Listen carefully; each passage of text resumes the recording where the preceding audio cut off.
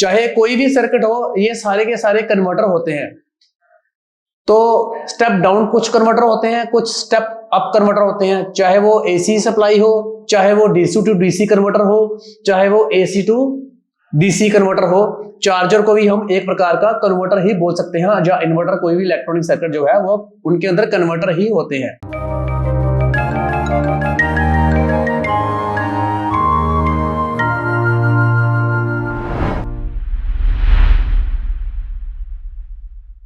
Hello friends, Multitech institute में आपका बहुत बहुत स्वागत है।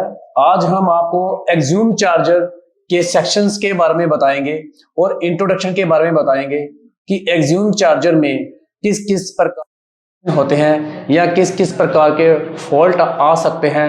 तो एक्सियम चार्जर कुछ हम आपको पहले ये बता दें कि जितने भी मार्केट में चार्जर आते हैं, चाहे वो इन्वर्टर पीसीबी हो, चाहे एक्सियम चार्जर हो, चाहे यूटीएल हो, चाहे माइक्रोटेक का हो, तो इन सब में चाहे वो कंट्रोलर हो, चाहे वो अदर कोई भी चीज हो, ऑल ओवर इलेक्ट्रॉनिक्स पीसीबी, जो कि हम उसके बारे में आज डिस्कस करेंगे कि उनमें सब में कोई भी आप इलेक्ट्रॉनिक की पीसीबी ले लो, चाहे एसी की हो, चाहे फ्रिज की हो, तो सब में 4 हिस्सों को डिवाइड किया होता है, हर एक पीसीबी को फिर 4 हिस्सों में।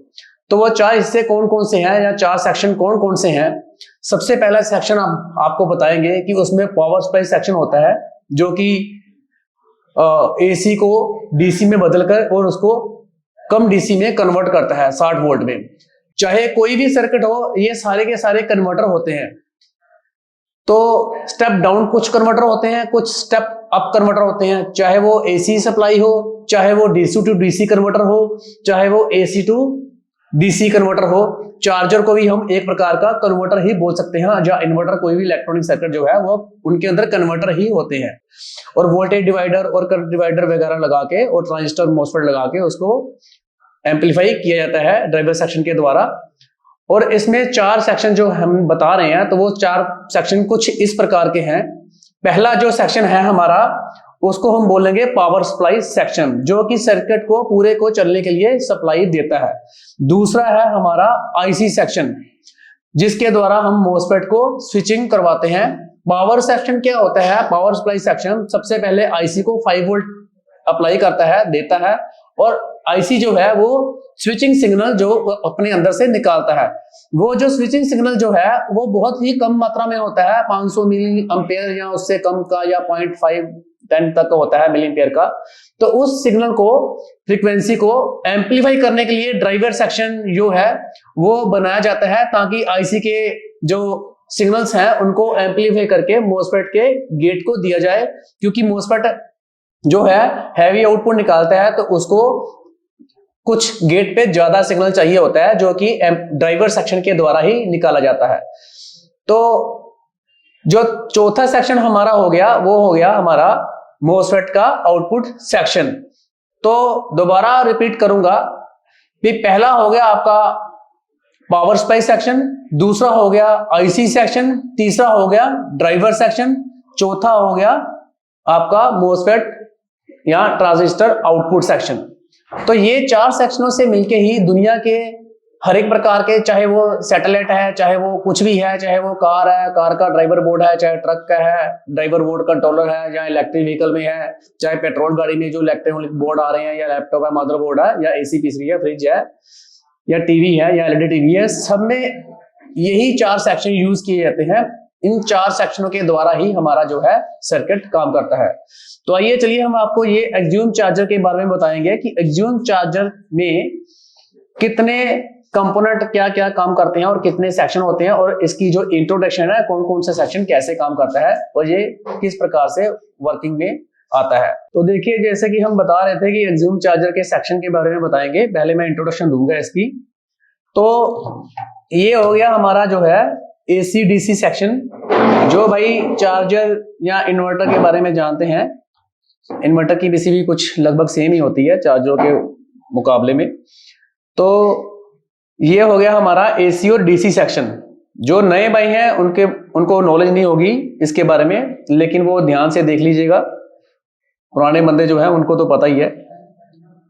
तो ये एसी डीसी सेक्शन बोलते हैं, जहां जो बड़े कंडेंसर लगे होते हैं और जो एसी सप्लाई की वायर यहाँ लगी होती है तो उसको बोलते हैं हम एसी टू डीसी कन्वर्टर।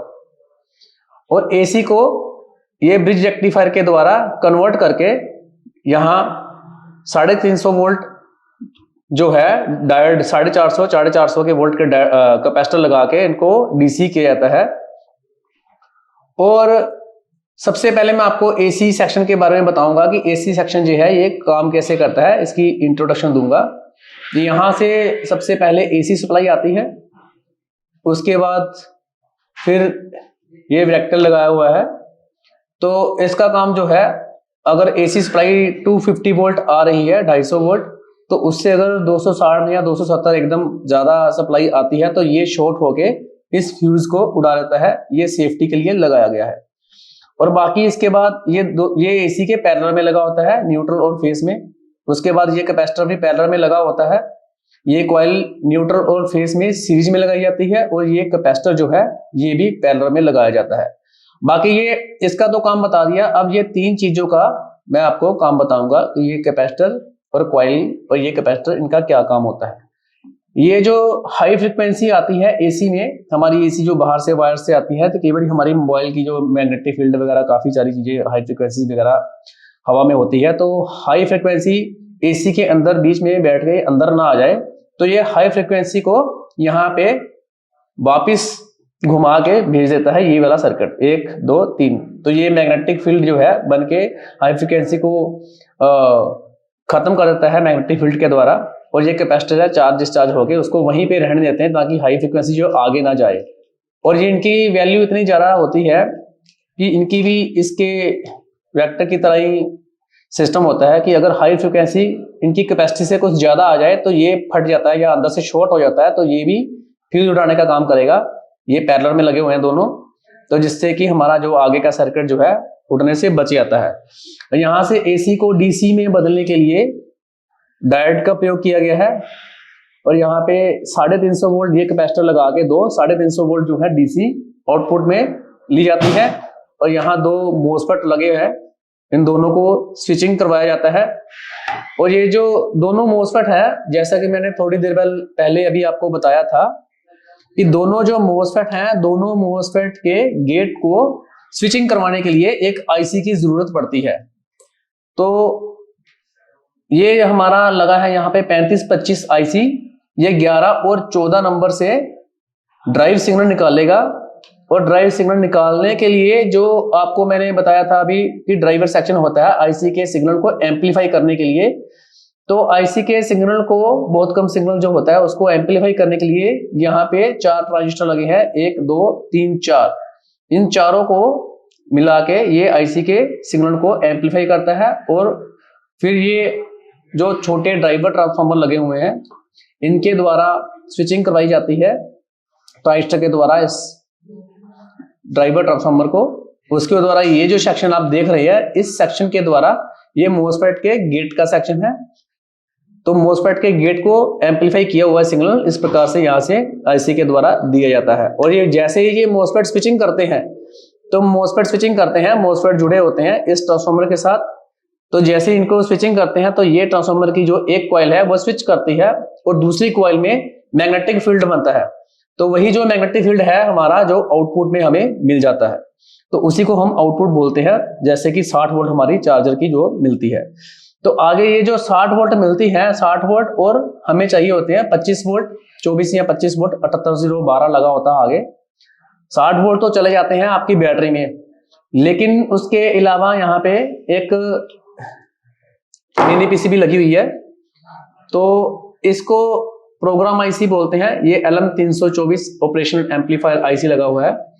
तो ये जो मिनी पीसीबी है, इस प्रोग्राम माइक्रो कंट्रोलर आईसी के द्वारा हमने इस 3525 को कंट्रोल किया हुआ है। ये जो 3525 आईसी है, इसको कंट्रोल करने के लिए ये माइक्रो कंट्रोलर लगाया जाता है। और जो इसकी 30%, 40%, 50%, 100%, 80% जो एलईडी लगी हुई है, हम बैटरी को जैसे जैसे चार्ज करते हैं तो वैसे वैसे ये एलईडी जो है वो इंडिकेशन करके हमें पता चल जाता है कि हमारी बैटरी चार्ज हो गई है, और ये माइक्रो कंट्रोलर जो है ये ऑटोमेटिकली बैटरी को फुली चार्ज होने पर ऑटो कट कर देता है। तो ये माइक्रो कंट्रोलर जो है वो इसलिए लगाया होता है।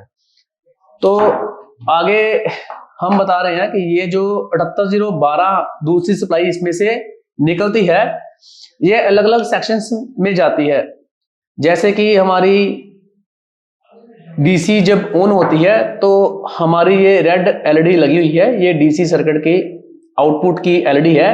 तो इससे हमें पता चलता है कि हमारी आउटपुट जो है वो ऑन हो गई है, चालू हो गई है, कि ओके है।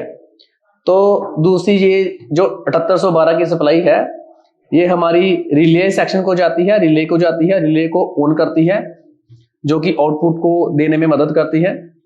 और ये जो आपका देख रहे हैं कॉइल, इसको इंडक्टर बोलते हैं। ये हमारे जो 15 एम्पेयर चार्जर के हैं उसको फिक्स रहने देते हैं, और आउटपुट में हमारे 60 वोल्ट जो 15 एम्पेयर है उसको फिक्स करते हैं, ताकि एम्पेयर कम ज्यादा ना हो।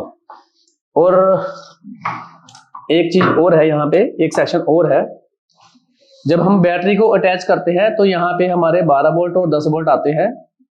तो 12 वोल्ट की जो सप्लाई है वो हमारे 3525 आईसी को ऑन करने के लिए जो बैटरी से डायरेक्ट 48 वोल्ट के द्वारा ये 2 रजिस्टर लगाई गई है। ये 2 रजिस्टर हैं जिनके नीचे 12 वोल्ट और 10 वोल्ट के जीरो डायोड लगे हुए हैं।